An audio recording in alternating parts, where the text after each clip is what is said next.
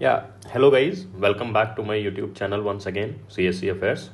So as I told in my previous video that अगले video में जो हम बात करेंगे कि प्रीलिम्स का पेपर अटेम्प्ट कैसे करना है। तो ये जो तरीका है कि कैसे प्रीलिम्स का पेपर अटेम्प्ट करना है, ये मैंने सीखा था like in 2 of my subsequent prelims. So सबसे पहला जब मैंने दिया 21 में, तो कुछ मिस्टेक्स किए मैंने अटेम्प्ट करते वक्त, जो कि मैंने अगले अटेम्प्ट में उनको नहीं रिपीट किया, जिससे कि मुझे लगता है कि रिजल्ट मिला था, like it was a positive for मी।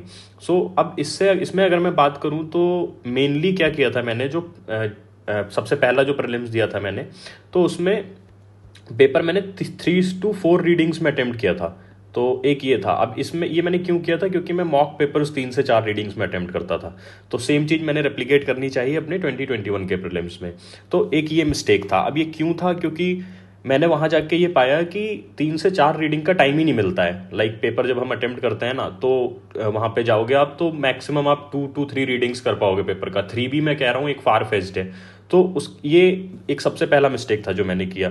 उसके अलावा अगर मैं देखूं कि जब मैं पेपर अटेम्प्ट करने गया, तो मैं शुरुआत में थोड़ा सा रिलैक्स होकर कर रहा था पेपर को, क्योंकि लाइक मैं नहीं चाहता था कि कोई सिली मिस्टेक हो। So I was over cautious in prelims examination. So उससे क्या होता है कि एक क्वेश्चन को मैं 2 बार पढ़ रहा था कि क्या मैंने सही मार्क किया है या नहीं किया है। सो एक ये मिस्टेक किया था जिसने मेरा टाइम गड़बड़ कर दिया था 2021 में। और फिर एक ये था कि मैंने less number of questions attempt किए थे, क्योंकि again I was over cautious कि रिस्क लेना चाहिए कि नहीं लेना चाहिए। अगर मैं ज़्यादा क्वेश्चन अटेम्प्ट कर दूंगा तो हो सकता है कि लाइक क्वेश्चन गलत हो जाएंगे, और अगर गलत हो जाएंगे तो सिलेक्शन नहीं होगा। So all these things were coming to my mind. तो इसमें अराउंड मैं 70s में ही क्वेश्चन अटेम्प्ट किया था, जबकि एक्चुअल मॉक पेपर्स जब मैं देता था और उसमें मेरा स्कोर डिसेंट रहता था, तब मैं क्वेश्चन 80s में अटेम्प्ट करता था। So this was another third mistake that I committed in this examination. और दूसरा यही कि ओवर कॉशियस होने की वजह से मैंने एलिमिनेशन मेथड को ट्राई ही नहीं किया इस एग्जाम में। लाइक बहुत ही मिनिमम यूज़ किया था। अब लाइक यहाँ पे बहुत सारा लोग बोलेंगे कि नहीं, एलिमिनेशन मेथड तो तब हम अप्लाई कर पाते हैं जब एक बार आंसर की बाहर आ जाती है, और तभी लोग उसको अटेम्प्ट करके और यहाँ पे बताते हैं कि एलिमिनेशन कर सकते हैं। यस राइट, कि एलिमिनेशन मेथड आप आंसर की के बाद आप क्या देखते होंगे कि ज़्यादातर लोग क्या करते हैं कि आंसर की आ जाती है और फिर बताते हैं कि एलिमिनेशन मेथड लग सकता था, ये लग सकता था। लेकिन एट द एंड मेरा मानना यह है कि अगर आप ये यूज़ नहीं करेंगे, भले ही कोई कैसे भी बता रहा है, लाइक वो भले ही आंसर की क्या आप बात बता रहा है, तो आपका एम मेरे हिसाब से ऐसा होना चाहिए, जो मैंने समझा कि मैं कोई भी मुझे बता रहा है कि यार ऐसे करना चाहिए, तो वो बेसिक चीज़ें वो मैं दिमाग में रखूं, और उनको ये मेरे ऊपर है कि मैं कैसे उनको एग्जामिनेशन हॉल में रेप्लिकेट करता हूँ। बिकॉज मैनी पीपल से कि यहाँ पे तो एलिमिनेट करना आसान है, एग्जामिनेशन हॉल में मुश्किल है। यस मुश्किल है, बिल्कुल मुश्किल है, लेकिन वो आपको खुद करना होगा, उस मुश्किल को ओवरकम खुद करना होगा। क्योंकि एट द एंड मैंने ये पाया कि अगर आप ये नहीं करोगे, लाइक अगर आप इस चीज़ को यूज़ नहीं करते हो, तो फिर लाइक सिलेक्शन होने का चांस काफ़ी कम हो जाता है। क्योंकि ऐसा नहीं होगा कभी भी कि आपको 60 सवाल प्रॉपर आ रहे हों या 55 सवाल आ रहे हों, आपको करना पड़ेगा। तो इंस्टेड ऑफ ब्लाइंड गेसिंग, क्यों ना हम उनको यूज करके देखें, ट्रिक्स को थोड़ा रिस्क लें, तो वो रिस्क थोड़ा सा लॉजिकल हो जाएगा। तो है ना, इसलिए मैंने इसको बाकी के पेपर्स में अटेम्प्ट किया था। सो यहाँ पे मैं अपने बारे में थोड़ा सा बता रहा हूँ। तो मैंने इस चीज़ को यूज़ किया है लाइक 2022 में भी और 2023 में भी। अब मैं बताना चाहता हूँ कि लाइक क्या क्या चीज़ें, इन जो प्रॉब्लम्स थी ये मैंने फेस की, इन प्रॉब्लम से मैंने क्या लर्निंग्स ड्रॉ की, और इन लर्निंग्स को कैसे मैंने अपने सब्सिक्वेंट अटेम्प्ट्स में यूज़ किया। तो सबसे पहली चीज़ जो मैंने यहाँ से ड्रॉ की कि जो पहला मिनट होगा ना एग्जामिनेशन का, स्पेशली जो GS1 का जो पेपर रहता है आपका प्रीलिम्स में, तो इसके पहले मिनट से ही आप एकदम 100 मीटर स्प्रिंट की तरह जाओ, मतलब, और वो 2 आवर्स तक आपको जाना पड़ेगा। और कभी भी लाइक रिलैक्स नहीं होना है, कि मतलब वो रिलैक्स तब होना है जब आपका 3rd रीडिंग का टाइम अगर आपको मिलता है। क्योंकि ये एग्जामिनेशन जो GS1 का है ना, उसमें टाइम कम पड़ता है। ये मुझे पता ही नहीं था 21 के एक्चुअल प्रीलिम्स से पहले, क्योंकि जब मैं मॉक पेपर्स करता था तो वो मॉक पेपर्स में अराउंड मैक्सिमम मुझे 1.5 आवर लगता था मॉक पेपर करने में। तो मैं सोचता था कि अच्छा, अगर मॉक पेपर में 1.5 आवर ही लग रहा है तो एक्चुअल में भी मैं कर लूंगा, टाइम का तो कोई कंस्टेंट ही नहीं है। लेकिन अब यहाँ पे प्रॉब्लम क्या आती है कि जो एक्चुअल पेपर होता है, तो उस एक्चुअल पेपर में आप पाओगे कि जो स्टेटमेंट्स हैं वो स्टेटमेंट्स काफ़ी लेंथी होते हैं, और स्टेटमेंट्स का नंबर ज़्यादा होता है। लाइक 3 to 4 स्टेटमेंट्स होंगे, और ये लेंथी स्टेटमेंट्स होंगे, और इन स्टेटमेंट्स को आप पहली बार पढ़ रहे होगे, और गिवन दैट कि आप एग्जामिनेशन के जो फियर है उससे भी थोड़े से परेशान रहते हैं। तो ये सारी चीज़ें क्या करती हैं कि हमारी स्पीड स्लो कर देती हैं, जो कि हम लोग नहीं जान पाते हैं। लाइक जब जब तक हम उस एग्जामिनेशन हॉल के एनवायरनमेंट में नहीं जाते हैं।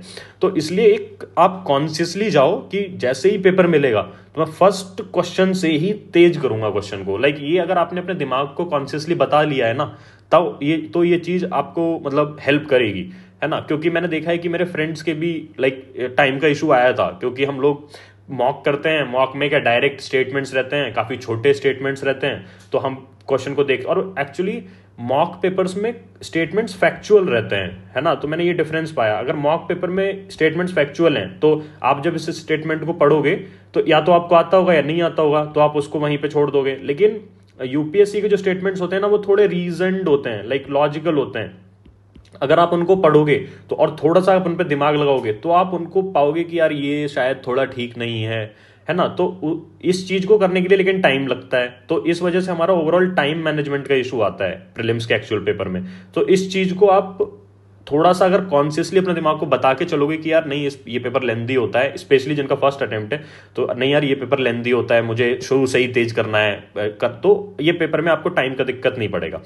दूसरा चीज जो मैंने किया था कि मैंने जो नंबर ऑफ आइट्रेशंस था ये 2 पर लिमिट कर दिया था। लाइक मैंने सोचा था कि 2 के बाद में नहीं जाऊंगा। अब ये वेरी कर सकता है, लाइक ये हर स्टूडेंट के लिए अलग अलग वेरी कर सकता है। मैं ऐसे लोगों को भी जानता हूं जो 3 आइट्रेशन 4 आइट्रेशन में करते हैं पेपर, और उसके बाद भी वो अच्छे मार्क्स से क्लियर, अच्छे मार्जिन से क्लियर करते हैं। लेकिन मैं इसको अपनी स्ट्रेटजी अभी बता रहा हूं, तो मैंने किया था सिर्फ 2 तक लिमिट। और ये क्यों किया मैंने, क्योंकि मेरे को 21 में टाइम का इशू हो गया था। तो आप में से जिन लोगों को टाइम का इशू हो रहा है प्रीलिम्स के पेपर में, जिसने 1-2 प्रीलिम्स के पेपर दिए हैं और टाइम की वजह से गड़बड़ हो रहा है, तो वो इस स्ट्रैटेजी को ट्राई कर सकते हैं। अब 2 से करने का मतलब क्या है, लिमिट करने का मतलब, तो मैंने इसको इस तरह देखा कि मैं पहली बार क्वेश्चन करूंगा और मैं कोशिश करूंगा कि मैं मार्क कर दूं, है ना। क्योंकि एट द एंड में थर्ड बार में आके भी मार्क करूंगा ही ना, क्योंकि जो मैंने set number of questions plan किए हुए हैं कि मुझे 80s में क्वेश्चंस करने हैं, 84-85 के अराउंड, तो ये तो मुझे मार्क करने ही है। अगर मैं अभी मार्क नहीं करूंगा तो थर्ड या फोर्थ आइट्रेशन में आके मार्क करूंगा। तो मैंने ये सोचा क्यों ना मैं थोड़ा सा एक्स्ट्रा टाइम लेके फर्स्ट आइट्रेशन में या फिर सेकेंड आइट्रेशन में ही वो मार्क कर दूं। और वो मार्क करने का मतलब हो जाएगा कि अगर मैंने फर्स्ट सेकंड में ही मार्क कर दिया, थोड़ा सोच लूंगा उसको, और बाद में क्या होता है कि अगर मैं इसको बचा के रखता कि नहीं नहीं फर्स्ट सेकंड में नहीं, मैं बाद में मार्क करूंगा इसको, तो बाद में टाइम ही नहीं मिल रहा था मुझे। मैंने ये फील किया था एक्चुअल प्रीलिम्स में टाइम नहीं मिलता था। लाइक फिर आप पैनिक कर जाते हो जब आप देखते हो कि मैंने अराउंड 1 आवर 20 मिनट्स हो गए हैं और मैंने अराउंड 50 क्वेश्चन ही मार्क किए। तो उस समय जब आप मार्क करते हो कोई भी क्वेश्चन, तो वो अंधा तुक्का होता है, लाइक वो उसके पीछे कुछ भी रीजनिंग नहीं होती है। तो इस वजह से मैंने इसको 2 पे लिमिट किया। और जब मैं 2 आइट्रेशन कर लेता था तो मेरे क्वेश्चंस अराउंड में 70s में कर लेता था। मैंने ये देखा था कि 70, 74, 75 क्वेश्चन में मार्क कर देता था, और फिर भी मेरे पास 20 मिनट्स बचते थे, 20 मिनट्स मेरे पास बचते थे बाकी पेपर अटेम्प्ट करने के लिए। तो इन 20 मिनट्स में फिर मैं और जो बचे हुए क्वेश्चन हैं उनको कोशिश करता था उन पे सोचने का, तो मैं ओवरऑल नंबर अपना 85 से 86 तक ले जा पाता था। तो ये मेरा एक स्ट्रैटेजी था आइट्रेशंस को लेके, ये आप ट्राई कर सकते हैं। फिर इसके बाद मैं देखूंगा, मैंने जो एक चीज और की वो था कि अपने इंस्टिंक्ट्स और इंट्यूशन पे भरोसा किया। लाइक फर्स्ट टाइम में जब मैं 21 में जब मैं दे रहा था, तो मैं उस समय लाइक रिस्क बहुत कम लेता था, क्योंकि हम पहली बार जाते हैं जब उसमें प्रीलिम्स के एनवायरनमेंट में, तो देखते हैं कि नहीं यार क्यों ना, मतलब कि जो हम सोच रहे हैं, जो हम लॉजिकली सोच रहे हैं, क्या वो सही हो सकता है नहीं हो सकता है, और हमें अपने नॉलेज पे ज़्यादा भरोसा होता है। तो यही मेरे साथ था। तो मैं इंस्टिंक्ट्स और इंट्यूशंस पे पहले नहीं बिलीव करता था। लाइक मैं सोचता था कि वो गलत हो सकता है, लेकिन फिर बाद में मैंने रियलाइज़ किया कि अगर मैं anyways number of questions come solve कर रहा हूँ तो वैसे ही सिलेक्शन नहीं हो रहा है, क्योंकि मेरी एक्यूरेसी इतनी अच्छी नहीं थी।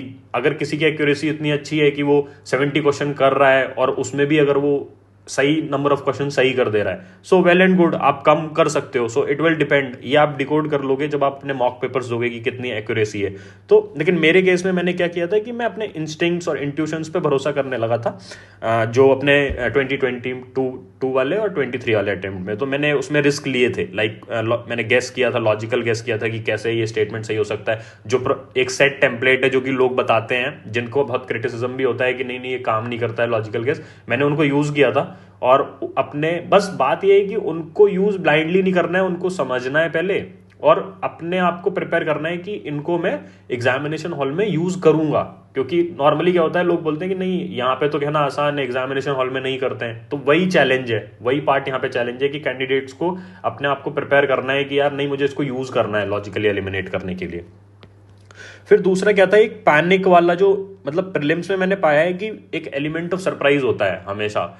जैसे अगर आप 2023 का प्रीलिम्स देखेंगे तो लाइक इवन मैं मतलब जब मैं कर दे रहा था प्रीलिम्स का पेपर तो for 10 minutes I was literally shocked कि मतलब ये कैसा पेपर है। अब ये इसमें तो सारे स्टेटमेंट्स ही कहीं पे अजीब से दे रखे हैं, ओनली 1, ओनली 2, ओनली 3 करेक्ट ऐसे करके। तो I was really like shocked किया कैसा हुआ। लेकिन फिर मैंने अपने दिमाग को तुरंत ये समझाया, और आप भी ये कर सकते हैं जब भी आपको ऐसा लगे कि अगर ये पेपर थोड़ा सा अनएक्सपेक्टेड है तो ये सबके लिए है फिर अनएक्सपेक्टेड, है ना। तो जितनी जल्दी आप ये चीज समझ जाओगे एग्जामिनेशन हॉल में, लाइक आपने समझा कि यार ये अनएक्सपेक्टेड पेपर है लेकिन सबके लिए है, और सोर्सेज तो सब वही पढ़ रहे हैं जो मैंने पढ़े हैं, वही बुक सारे पढ़ रहे हैं, वही पेपर पढ़ के आए हैं। तो अब यहाँ पे गेम जो आता है ना, फिर आता है कि आपने अपने नर्व्स को कंट्रोल कर लिया, और जैसे ही आप अपने नर्व्स को कंट्रोल कर लोगे तो आप उस समय की अपनी बेस्ट परफॉर्मेंस दे पाओगे उस एग्जाम में। तो और मेन गेम यही है, जो यहाँ पे इस एलिमेंट ऑफ सरप्राइज को ओवरकम कर जाएगा, पैनिक नहीं करेगा, तो वो ऑब्वियसली बाकी लोगों से अच्छा करेगा जो लोग पैनिक कर जाएंगे। ये तो आपने फील किया होगा। तो ये चीज मेरे साथ हुई, और एक्चुअली मैं आपके साथ वजह भी शेयर कर देता हूँ। 2023 में क्या हुआ था, जब प्री में दे रहा था तो I was already in a job, ठीक है। तो मेरे पास बैक करने के लिए, ये जो पैनिक को कंट्रोल करने के लिए एक ये जॉब था, है ना। लेकिन ये आपको बेसिकली मैं ये बताना चाह रहा हूं कि आपको पैनिक नहीं करना है किसी भी केस में, कि लाइक पेपर जैसा भी आ रहा है अपने नर्व्स को काम कीजिए, ओपन माइंड होके जाइए कि मतलब नहीं यार, मैं जो है पेपर कैसा भी आएगा अनएक्सपेक्टेड होगा, ठीक है, लेकिन पेपर सबके लिए वैसा होगा। आप इस माइंडसेट से जाओ कि पेपर सबके लिए वैसा होगा, तो जो बेटर अपनी नर्व्स कंट्रोल करेगा उस पॉइंट ऑफ टाइम पे। सेम आप देखो सी सैट में क्या हुआ था 2023 में, जो लोग ने सोचा कि यार नहीं मैथ्स बहुत टफ है, मैथ्स और रीजनिंग टफ है, लेकिन उन लोगों ने अगर कॉम्प्रीहेंशन पे ध्यान दिया, लाइक अगर उन्होंने नर्व्स कंट्रोल करके अपना प्रेशर थोड़ा सा कम करके अगर कॉम्प्रीहेंशन पे ध्यान दिया होता तो दे वर वेरी इजी इन 2023, है ना। सो ये, लेकिन लोग पैनिक कर गए थे, तो सी सैट का पेपर भी टफ था। आई अग्री कि सी सैट का पेपर टफ था, नो डाउट इन दैट, लेकिन जो भी सिचुएशन है उसमें अच्छा परफॉर्म करना ये हमारा गोल होता है ना, एट द एंड। तो अब हो सकता है सेम चीज बाद में भी हो, लेकिन हमें क्या करना चाहिए कि अपने नर्व्स को कंट्रोल करके जो आसान आसान चीजें हैं वो कर देनी चाहिए। अब जैसे एक इंपॉर्टेंट चीज जो मैंने पाई है कि एक ब्रेक के बीच में, जो GS1 और GS2 के ब्रेक के बीच में है, इसमें हम लोग एक अपने इस टाइम को बेस्ट यूज कर सकते हैं। तो क्या होता है ना, सी सैट के पेपर में जो कॉम्प्रीहेंशंस आते हैं, तो कॉम्प्रीहेंशंस थोड़े से लाइक उसमें आपको फोकस की जरूरत पड़ती है, आपको पढ़ना पड़ता है अपने दिमाग को, और गिवन दैट कि ये पेपर सेकंड हाफ में होता है तो आपको अपने दिमाग को थोड़ा सा शांत करके फोकस करने की प्रैक्टिस करनी पड़ती है। तो मैं क्या करता था, जो GS1 और GS2 के सी सैट के बीच में जो गैप है, तो जब एक्चुअल सी सैट के पेपर से अराउंड 1.5 आवर्स अगो, लाइक बीच में 3 घंटे का गैप होता है, तो अराउंड 1 आवर और 1.5 आवर अगो मैं कॉम्प्रीहेंशंस पढ़ने लगता था। लाइक जो भी मेरे पास प्रीवियस ईयर क्वेश्चंस के कॉम्प्रीहेंशन होते थे, मैं लगातार 1 घंटा पढ़ता था कॉम्प्रीहेंशन, और आई यूज टू ट्राई कि मतलब मैं फोकस कर पाऊं कि कैसे कॉम्प्रीहेंशन पढ़ रहा हूं, उसके आंसर चेक करता था और अपने दिमाग को एकदम फोकस करता था। तो इससे क्या होता था कि जैसे ही मैं एग्जामिनेशन हॉल में जाता था 1.5 घंटे बाद, तो तुरंत पहले ही कॉम्प्रीहेंशन से मेरा दिमाग चल रहा होता था। लेकिन अगर हम ऐसा नहीं करते हैं, 3 घंटे का ब्रेक ले लेते हैं प्रॉपर, और उसके बाद हम जब जाते हैं एग्जामिनेशन हॉल में, तो क्या होता है कि कॉम्प्रीहेंशन को समझने में उसमें थोड़ा टाइम ज्यादा लग जाता है। तो एक ये चीज मैंने इसमें ऐड की थी। मैं इस बीच में कॉम्प्रीहेंशन ही पढ़ता था ताकि वो उसमें थोड़ा सा आउटपुट बढ़ जाए। और उसके अलावा मैथ्स तो पहले ही हम लोग करके रखते हैं, मैथ्स और रीजनिंग, तो उसको बीच में करना आई डोंट थिंक कि मतलब इतना ज़्यादा फ्रूटफुल होता है, क्योंकि अगर आपने पहले प्रैक्टिस कर रखी है तो वो मोर देन इनफ है। तो यस गाइस, ये चीज़ें थी जो मैं आपके साथ शेयर करना चाह रहा था कि प्रीलिम्स के पेपर को अटेम्प्ट करने से रिलेटेड चीज़ें थी ये कुछ। तो आपको ये आप देख लीजिएगा, अगर आपको इनमें से कोई भी चीज़ लगता है कि रिलेवेंट है, आपके काम आ सकती है, so you can utilize it, you can use it in your preparation as well and in your solving of prelims examination as well. So thank you guys, इस वीडियो में इतना ही, बाकी मैं और इश्यूज के साथ एक नेक्स्ट वीडियो में मिलता हूँ आपसे। Thank you guys.